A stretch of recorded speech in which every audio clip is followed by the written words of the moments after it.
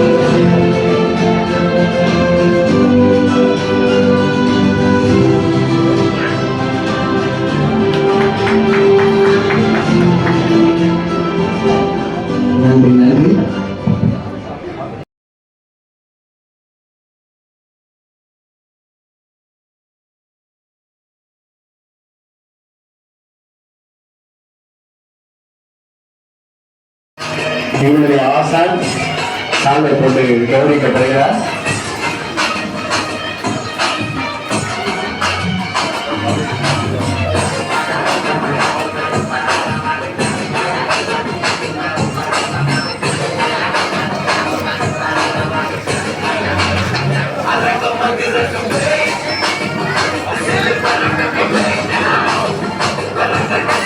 அடுத்தபடியாக திருமதி மண்டோலா பாஷா அவர்கள் அவர்கள் ஒரு விலையுள்ள விஷயத்தை ஒன்றை ஐயா அவர்களுக்கு பரிசாக அளிக்கிறார்.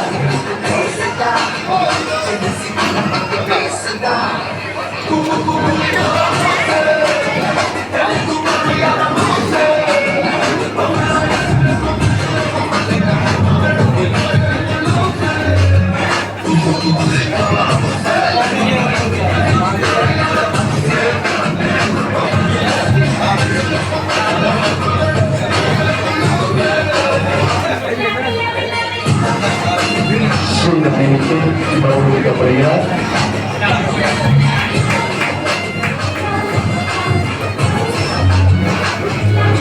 மதுரை சட்டக்கல்லூரியிலே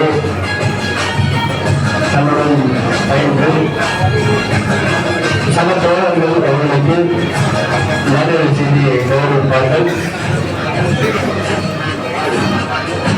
சம்பூரி சாரணியோ சீனியர் ஐயா ராஜா அவர்கள் பரிசு வழங்குகிறார்.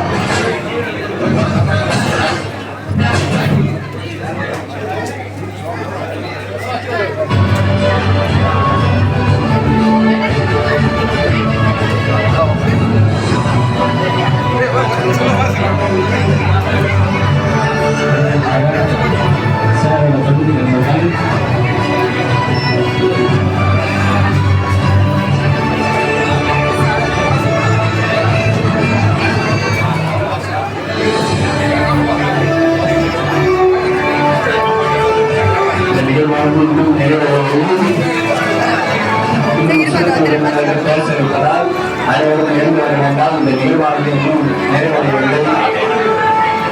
1995ஆம் ஆண்டு தனது சேர்ந்து 2002ஆம் ஆண்டு தனது சட்டப்படிப்பை மதுரை சட்டக்கல்லூரியில் முடித்து அவர் வழக்கறிஞராக பதிவு செய்வதற்கு முன் 2000ஆம் ஆண்டு ஆகஸ்ட் மாதம் மெட்ராஸ் உயர்நீதிமன்றத்தில் வழக்கறிஞர் திருமதி சுதர்சனா சுந்தர் அவர்களின் கீழ் பயிற்சி பெற்று தனது சட்டப்பணித்தை தொடங்கினார். பின்னர் 11/10/2000ஆம் ஆண்டு இந்த வழக்கறிஞராக அதிகாரப்பூர்வமாக பதிவு செய்யப்பட்டார். அதனைத் தொடர்ந்து பல முக்கிய மூத்த வழக்கறிஞர்களின் கீழ் இளைய வழக்கறிஞராக பணியாற்றினார். திரு KN கண்ணன் வழக்கறிஞர், திரு S தாசையா வழக்கறிஞர், அதன் பிறகு மதிப்புக்குரிய ஐயா G வீரபத்ரன் வழக்கறிஞர், முன்னாள் நீதித்துறை உறுப்பினர், ரயில்வே தீர்ப்பாயம்.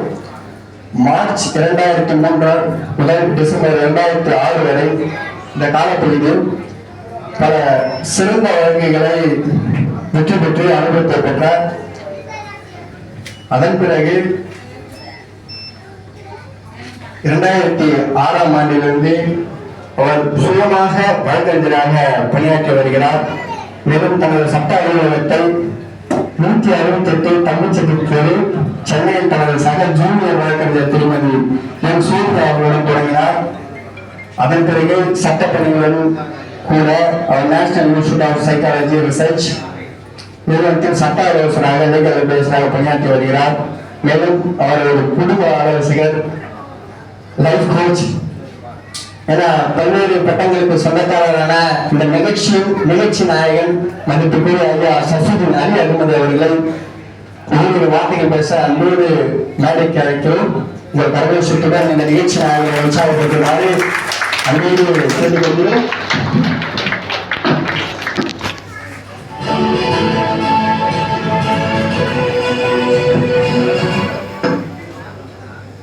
அனைவருக்கும் வணக்கம். என்னுடைய அன்பான வேண்டுகோளை ஏற்றுக்கொண்டு இங்கே வருகை தந்திருக்கும் என்னுடைய நண்பர்கள், உறவினர்கள், அனைத்து கிளைண்ட் மற்றும் அனைவருக்கும் என்னுடைய முதற்க நன்றியை தெரிவித்துக் கொள்கிறேன். அது மட்டுமல்லாமல் என்னை உருவாக்கி இந்த இடத்தில் நான் இருப்பதற்கு மிகவும் காரணமாக இருக்கின்ற என்னுடைய சீனியர் G வீரபத்ரன் சார் அவர்களுக்கு NIPR இன்ஸ்டிடியூட்டின் டைரக்டர் மற்றும் சைக்காலஜிஸ்ட், ஸ்பெஷல் எஜுகேட்டர் அண்ட்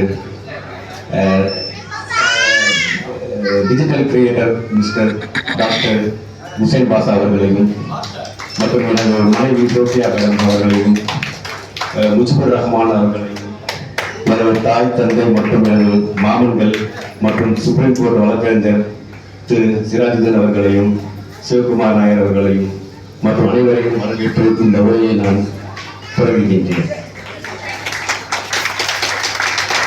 ஆக்சுவலாக அட்வொகேட் வந்து மேடையில் பேசுறது ரொம்ப ரொம்ப கம்மி. அதாவது நல்லா ப்ராக்டிஸ் பண்ணுற அட்வொகேட்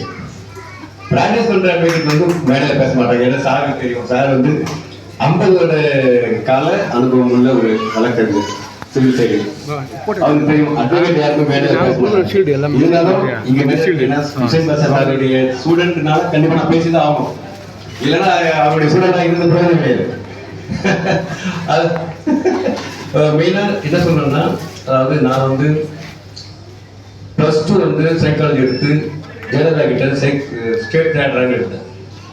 அதுக்கப்புறம் என்னுடைய ஃப்ரெஷர்ஸ் காலேஜில் BA சைக்காலஜி. அதாவது நான் என்னுடைய முதல்ல வந்து என்ன சொல்லணும்னா, இறைவனுக்கு தான் நன்றி சொல்லணும்.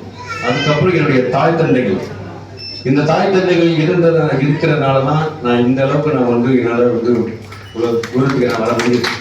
ஏன்னா குறிப்பாக சொல்லணும், எங்கள் அப்பா தான் வந்து என்னை வந்து எப்படி என்ன படிக்க முடியும், என்ன பண்ணணும், எல்லா விஷயங்களும் வந்து எனக்கு லாக்காரில் நான் என்ட்ரன்ஸ் தான் எழுதுனது தவிர அது அப்ளிகேஷன் நான் போடலை, ஒன்றுமே நான் பண்ணலை.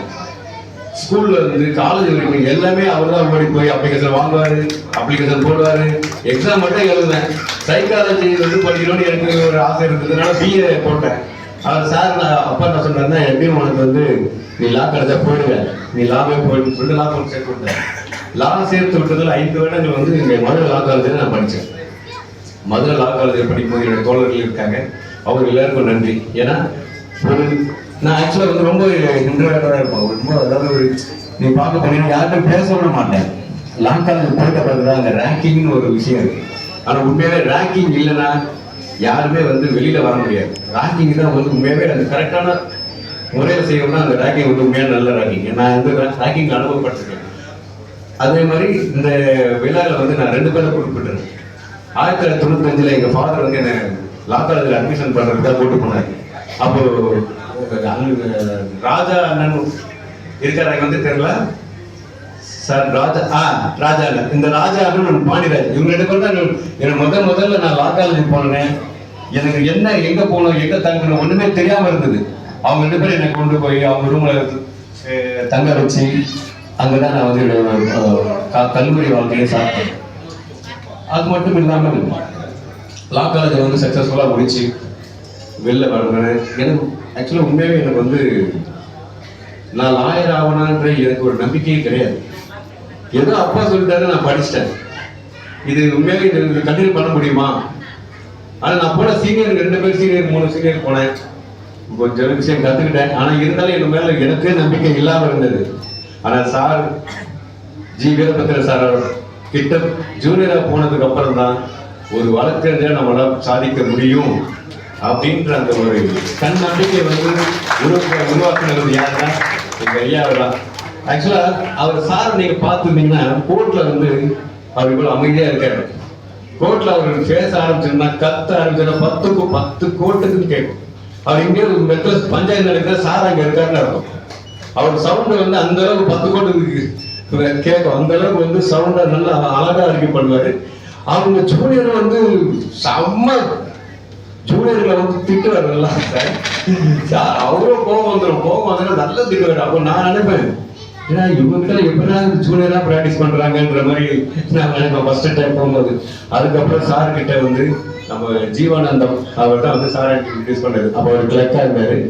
அவர் தான் சார் வீரபத் சார் வந்து இன்ட்ரடியூஸ் பண்ண வச்சாரு. நான் ஃபர்ஸ்ட் டைம் நான் போறேன் 2023 மார்ச் ஒரு 17 நினைக்கிறேன். அப்போ சாருடைய கேபின்ல இருக்கும் 2003 சாரி.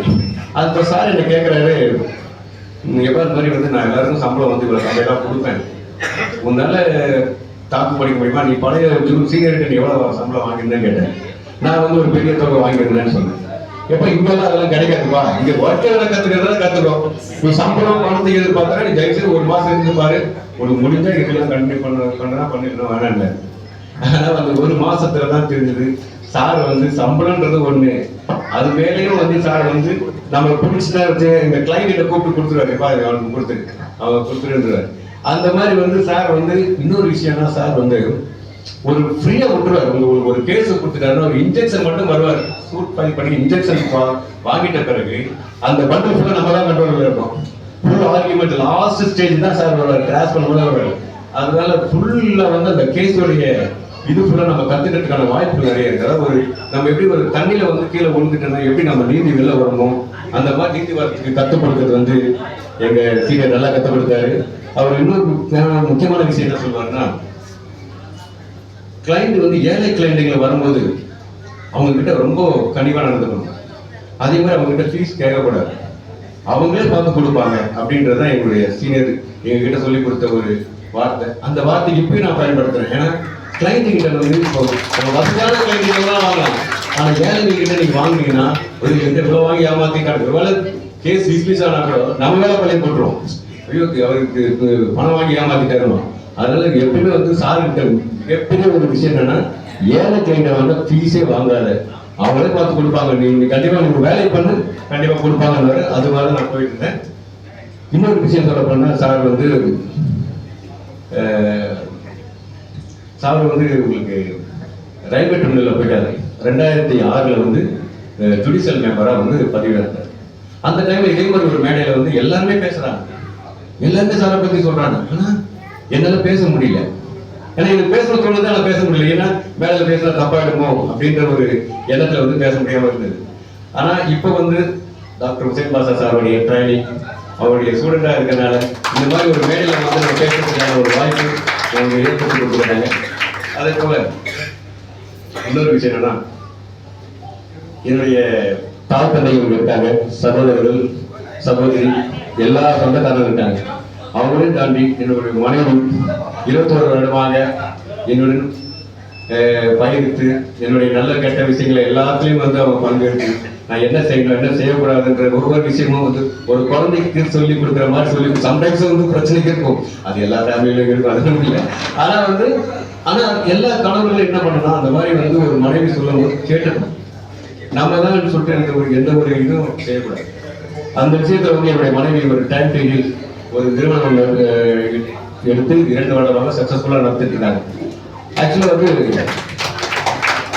டாக்டர் ஹுசைன் பாஷா சார் வந்து 2020 வந்து தெரியும், கொரோனா காலகட்டத்தில் வந்து சார் தெரியும். அவர் வந்து சைக்காலஜி சம்பந்தப்பட்ட எல்லா படிப்புகளையும் வந்து கற்றுக் கொடுக்குறாரு ஆன்லைன் மூலமாக. அதாவது இந்த கொரோனா டைம் வந்து ஆன்லைன்ல வந்து அவங்க அந்த அளவுக்கு யாரு வந்து யூஸ் பண்ணிட்டாங்கன்னா, என்எல்பிஆர் நிறுவனம் தான் வந்து அதிகமா அதை பயன்படுத்திட்டாங்கன்னு சொல்ல முடியும். அந்த அளவுக்கு வந்து எல்லாருக்கும் வந்து அந்த கல்வி, உளவியல் கல்வி எல்லாருக்கும் கொண்டு போய் வந்து கொடுத்தாரு. அதே மாதிரி என்னுடைய மனைவி ஒரு சைக்காலஜிஸ்டா அவங்க இருக்கிறாங்கன்னா அதுக்கு ஒரு மிகப்பெரிய ஒரு காரணம் வந்து மென்டராக இருக்கின்ற டாக்டர் ஹுசைன் பாஷா சார் தான். அவங்க என் மனைவி மட்டும் இல்லாம எனக்கும் மென்டர். நானும் ஏதாவது இது ஒரு முக்கியமான ஒரு விஷயம் நாங்க சொல்ல போறேன். எப்படின்னா வந்து ப்ராப்ளம் சால்விங், அதாவது ஒரு பிரச்சனை வரும்போது அது வந்து நம்ம எப்படி அதை சால்வ் பண்ணணும், எப்படி அதை வந்து பதட்டப்படாமல் எப்படி இருக்கணும்ன்றது சார் மூலமா எனக்கு தெரியும். எப்படின்னா ஒரு கடந்த வாரம் வந்து கிருஷ்ணகிரிக்கு வந்து ஒரு ப்ரோக்ராம் போயிருந்தோம். நான் அப்துல்லா பாஷா எல்லாமே கார்ல போயிட்டு வர வழியில வந்து ஒரு 100 கிலோமீட்டர் ஸ்பீட்ல வந்து கார்ல வந்துட்டு இருக்கோம். எதிரில் ஒரு கார் திடீர்னு பிரேக் அடிச்சிட்டான். அப்படியே நம்ம பிரேக் அடிச்சோம். ஆனா அதுக்கு சரி ஒரு கட்டடிச்சு அடுத்த ட்ராக்ல போலாம் பார்த்தா அந்த காரும் பிரேக் அடிக்கலாம். திருப்பி நான் திருப்பி அப்படியே பிரேக் அடிச்சு கரெக்டா போயிட்டேன். அப்ப அந்த டைம்ல எனக்கு கூட ஓட்டர் என்ன சொன்னாருன்னா, இல்ல சார் நீங்க போய் நிறுத்துறீங்க, நான் வண்டி ஓட்டுறேன், நீங்க டென்ஷன் ஆகிட்டு இருக்கீங்க அப்படின்னு. நான் சொன்னேன், எனக்கு ஒரு டென்ஷனும் கிடையாது, அது ஒண்ணுமே இல்லை. அது வந்து